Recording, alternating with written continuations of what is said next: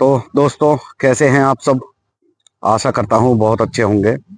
तो आज की कहानी सुनाऊंगा उससे पहले आप लोगों के सामने कुछ बात रखना चाहूंगा। अभी जब से मैं कहानियों का सिलसिला स्टार्ट किया है, तब से जो शुरू की मेरी कहानियां थी उस पे थोड़ी मुझे नर्वस भी हो रहा था और थोड़ी हेजिटेशन भी होती थी। लेकिन वो धीरे धीरे जो है वो खत्म होती जा रही है। कुछ जो मेरे व्यूवर थे उनके कमेंट भी आ रहे थे कि आप जब कहानियां सुनाते हो तो इधर उधर मत देखा करो। इधर उधर देखने से कहानी का बैलेंस जो है हमारे अजीब सा लगता है। तो मैंने बहुत कोशिश की है, लेकिन अब 3 4 5 कहानी जब से मैं सुना रहा हूँ तब से मेरा जो फोकस है वो कैमरे की तरफ रहता है। और साथ साथ मैं ये भी कहना चाहूंगा कि जितने भी व्यूवर मेरी कहानी देखते हैं वो कमेंट बॉक्स में अपना नाम और अपना जो पता है, कहाँ के रहने वाले हैं, वो लिखें ताकि मैं वीडियो के अंत में उनका नाम यहाँ पर बता सकूं। अपना नाम और जहां पर रहते हैं उस गांव का नाम, उस शहर का नाम कमेंट बॉक्स में जरूर लिखें, क्योंकि मैं जो वीडियो है उसके लास्ट में आप लोगों का नाम पुकारूंगा। यूं तो मैंने बहुत सारी कहानियां अलग अलग तरीके की आपको सुनाई हैं। चोरी की सुनाई है, तांत्रिक की सुनाई है, प्रेम प्रसंग की सुनाई है, इसी तरीके से अलग अलग कहानियां सुनाई है। लेकिन आज की जो कहानी मैं आप लोगों के बीच लेकर आया हूं वो एक अलग ही कहानी है। कहानी का सिलसिला स्टार्ट करूं उससे पहले कहूंगा, वीडियो अगर आपको पसंद आती है, कहानियां अगर आपको पसंद आती है तो लाइक करना, कमेंट में अपनी राय देना, वीडियो को ज्यादा से ज्यादा शेयर करना। तो आदाब, नमस्कार, सत श्री अकाल। मैं दीपक शर्मा आपके लिए लेकर आता हूं सच्ची घटनाओं पर आधारित कहानियां। तो आज की जो कहानी है वो सिलसिलेवार मैं आपके सामने रखूंगा। कहानी है हरियाणा प्रदेश की। हरियाणा में एक जगह पड़ती है सोनीपत। और ये कहानी अपने आप में ये सोचने पर मजबूर कर देती है कि पेशेवर मुजरिम नहीं, आम लोग इतनी बड़ी घटना को अंजाम दे देते हैं और किस तरीके से हर चीज का ख्याल रखते हैं कि इस चीज से हम पकड़े जा सकते हैं। तो वो कोई भी चीज ऐसी, इस घटना को अंजाम देने से के साथ कोई भी चीज ऐसी यूज नहीं करते हैं जिससे वो पकड़े जाएं। लेकिन एक जरासी सी एक ही व्यक्ति से, बड़बोलेपन से उनका जो ये घटना को अंजाम दिया था वो सारा राज खुल जाता है। तो ऐसी ही कहानी आज आपके बीच सुनाता हूं मैं। कहानी है हरियाणा की सबसे बड़ी बैंक रॉबरी की। 100 करोड़ रुपए की चोरी। हरियाणा का एक जिला पड़ता है सोनीपत।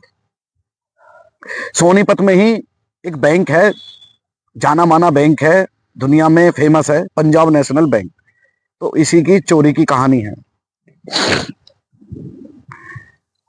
27 अक्टूबर 2014 को इस घटना को अंजाम दिया जाता है। और 27 अक्टूबर को जब अंजाम देकर मुजरिम फरार हो जाते हैं तो 27 अक्टूबर की सुबह 9:30 बैंक को खोला जाता है।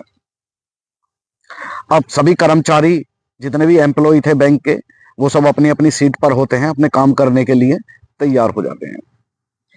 कुछ देर बाद मैनेजर साहब आते हैं। मैनेजर साहब अपने रूम में जाते हैं। रूम में जाने के बाद सीधे वो लॉकर और स्ट्रांग रूम की तरफ जाते हैं।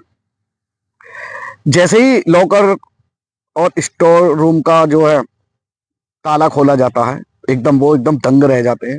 उनकी आंख पैरों के तले जमीन खिसक जाती है।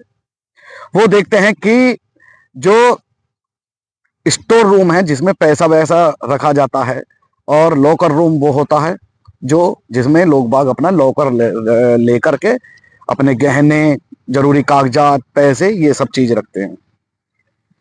तो लॉकर रूम में जैसे ही जाते हैं और देखते हैं कि लॉकर रूम के जितने भी लॉकर थे वो सब टूटे पड़े हैं। अब देखकर एकदम पैरों तले जमीन खिसक जाती है। इस लॉकर रूम में लगभग 350 लॉकर थे, जिनमें से 86 लॉकरों के ताले टूटे हुए थे। कुछ पेपर थे जो अलग अलग नीचे जमीन पर पड़े हुए थे। और वो देखते ही मैनेजर साहब समझ जाते हैं कि बैंक में चोरी हो चुकी है, डाका डल चुका है। जोर से चिल्लाते हैं। जितने भी एम्प्लॉय होते हैं वो मौके पर पहुंचते हैं। तुरंत पुलिस को फोन किया जाता है, पुलिस मौके पर आ जाती है। जब पुलिस मौके पर आ जाती है, बैंक मैनेजर की नजर एक लॉकर के नीचे पड़ती है। जो देखते हैं वो, उन्हें सोच समझने में बिल्कुल भी टाइम नहीं लगा कि ये जो गड्ढा है लॉकर के नीचे, ये सुरंग है। यानी जो घटना, जिन्होंने घटना को अंजाम दिया था, उन्होंने सुरंग के द्वारा यहां पर घटना को अंजाम दिया था। अब धीरे धीरे ये खबर बाहर की तरफ फैलती है, मीडिया में फैलती है, अखबारों की हेडलाइन बन जाती है, न्यूज की ब्रेकिंग न्यूज बन जाती है। पूरे देश में इस चोरी की खबर फैल रही थी, क्योंकि लगभग 100 करोड़ रुपए की ये चोरी थी। उस टाइम 2014 की बात है। 100 करोड़ बहुत बड़ी रकम होती है। अब पुलिस अपनी छानबीन में लग जाती है कि इतनी बड़ी घटना हो गई और पुलिस को पता तक नहीं। इधर मैनेजर साहब ये सोचने पर लग जाते हैं कि लगभग कितने की चोरी है। जिनके लॉकर थे वो लोग भी वहां पर आ जाते हैं, हंगामा करने लगते हैं। जब हंगामा कर रहे थे तो बारी बारी से मैनेजर साहब ने उन लोगों से पूछना चालू करा। तब उनका जो उन्होंने लॉकर जिनके थे उन्होंने जब बताया तो लगभग 100 करोड़ रुपए की ये रॉबरी यानी चोरी को अंजाम दिया। अब ऐसे ही एक दिन बीत जाता है। उसी बीच ये खबर हरियाणा के डीजीपी तक पहुंच जाती है। डीजीपी तुरंत आते हैं मौके पर और एक घोषणा कर देते हैं कि जो भी इस रॉबरी के बारे में हमें सूचना देगा उसको 10 लाख रुपए का इनाम दिया जाएगा। अब 10 लाख रुपए के इनाम की भी घोषणा हो गई। इधर से पीएमओ ऑफिस से एक ऐसे अधिकारी को बुलवाया गया जिन्हें एक्सपीरियंस था इस तरह की चोरी की जो घटना को अंजाम देते हैं, तो उन्हें बहुत एक्सपीरियंस था इसका खुलासा करने के लिए, उन्हें भी बुला लिया गया। अब इसी बीच जो सुरंग बनाई थी, पुलिस वाले पुलिस के 2 जवानों को उस सुरंग में उतारते हैं टॉर्च लेकर। जब वो सुरंग में पुलिस वाले 2 उतरे, हालांकि एक मीडिया कर्मी भी गया था, तो लगभग 56 सेकंड के अंदर वो सुरंग पार हो जाती है। और जैसे ही पुलिस वाले उस सुरंग में निकलते हैं तो वो सुरंग जाकर 2.5 फीट, वो सुरंग जो है 2.5 फीट चौड़ी थी और लगभग इतनी 5 से 6 फीट ऊंची थी, जिससे आदमी आराम से उसमें जाकर घटना को अंजाम दे सके। जब पुलिस वाले वहां से गुजर रहे थे उस सुरंग से, तो वो सुरंग जाकर एक घर में निकलती है।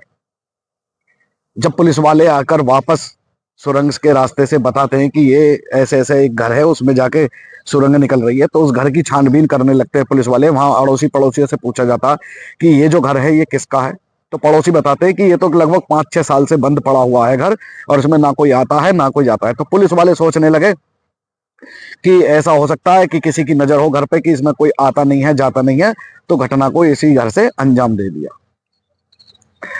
अब बड़ी दिक्कत आ जाती है। पुलिस के पास कोई सबूत नहीं लग रहा था, पुलिस के हाथ खाली थे।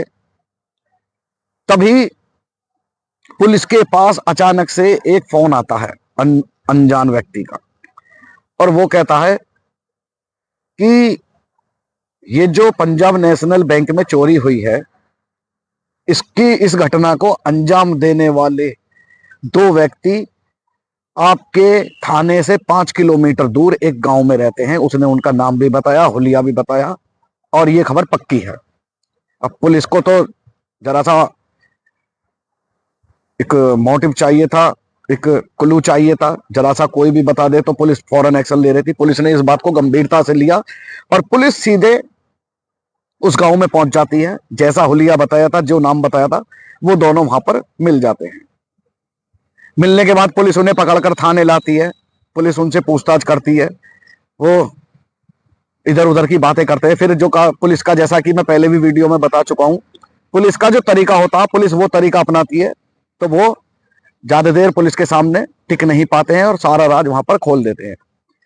जब राज खोल देते हैं तो इसमें 3 जनों के नाम वो और बताते हैं। पुलिस फिर उन तक पहुंचती है। हालांकि जो इसका मास्टरमाइंड था उसका नाम था महिपाल।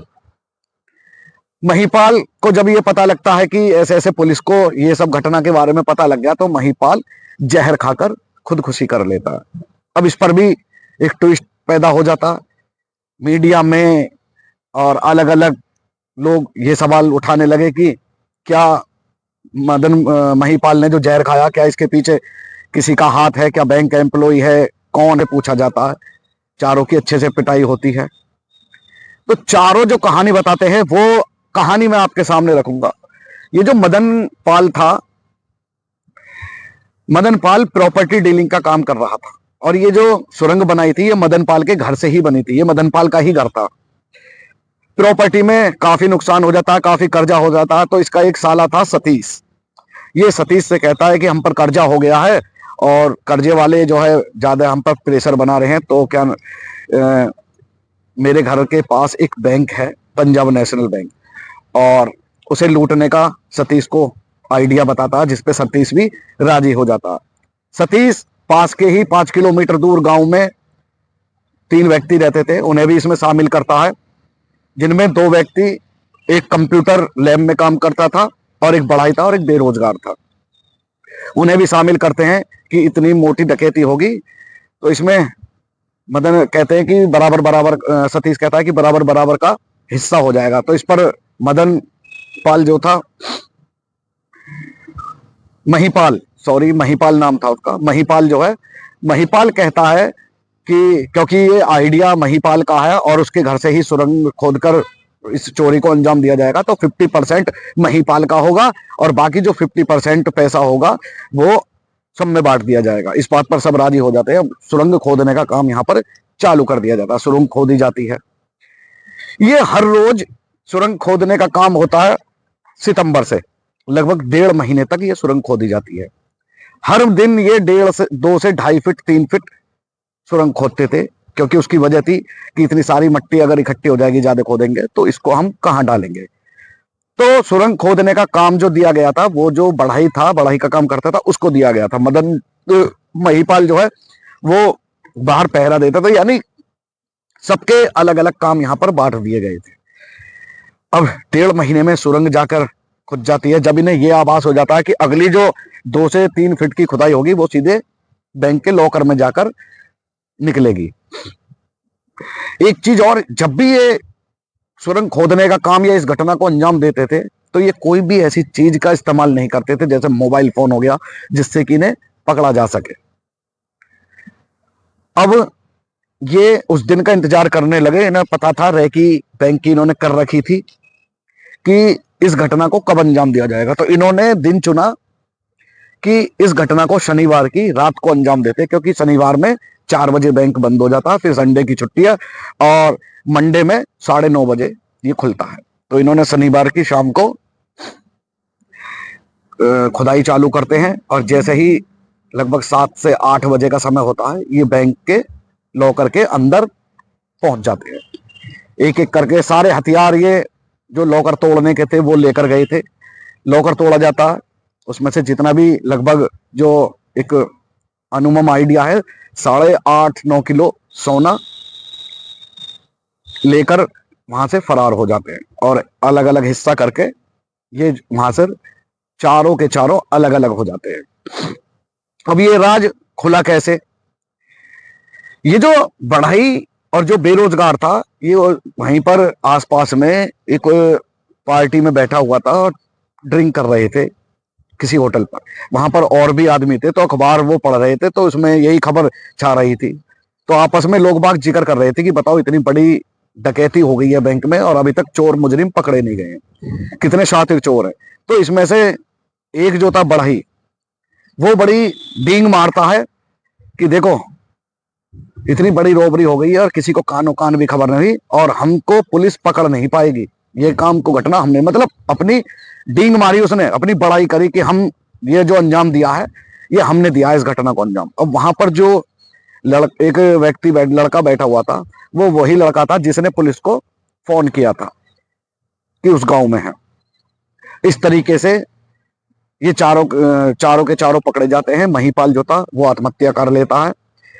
8.5 किलो सोना और 65,000 रुपए, एक ईंट का जो भट्टा होता है जहां पर ईंट पकती हैं उसके नीचे दबे हुए निकाले जाते हैं। हालांकि कुछ पैसे इनसे खर्च भी हो गए थे।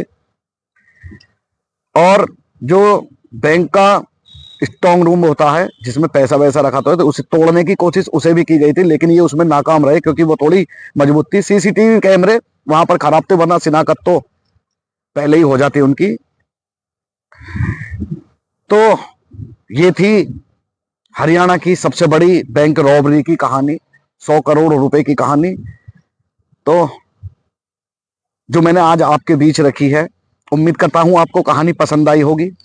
पसंद आए तो कहानी पर एक लाइक करना, कमेंट में अपनी राय देना और वीडियो को ज्यादा से ज्यादा शेयर करना। इस कहानी को सुनाने का उद्देश्य किसी की भावनाओं को ठेस पहुंचाना नहीं है, आपको जागरूक करना है। तो इसी तरीके से मैं लाता हूं सच्ची घटनाओं पर आधारित कहानियां। और लास्ट में यही कहूंगा कि जो लोग ये कहानियां देखते हैं, उन्हें पसंद आती है, तो वो अपना कमेंट बॉक्स में नाम और अपने शहर का नाम जरूर लिखें, ताकि मैं वीडियो के लास्ट में ये नाम ले सकूं। कुछ मेरे व्यूवर हैं जो मेरी कहानियां देखते हैं, तो मैं उनका नाम लेना चाहूंगा। श्याम शर्मा स्याने से हैं, और श्याम शर्मा जी, बहुत बहुत आभार आपका कि आप मेरी कहानियां सुनते हैं। और एक राधे कृष्ण दोने पत्तल के नाम से है भाई, उनका बहुत बहुत शुक्रिया। अनुज कुमार हैं, विजय कुमार हैं, इसी तरीके से और भी बहुत सारे लोग हैं जो मेरी कहानियां सुनते हैं, कमेंट करते हैं, तो इनका सभी का मैं दिल से आभार करता हूं। और उम्मीद करता हूं आगे भी आप मेरी कहानियां ऐसे ही देखते रहेंगे। तो मिलता हूं आपसे ऐसी ही एक सच्ची कहानी के साथ, तब तक के लिए जय हिंद, जय भारत।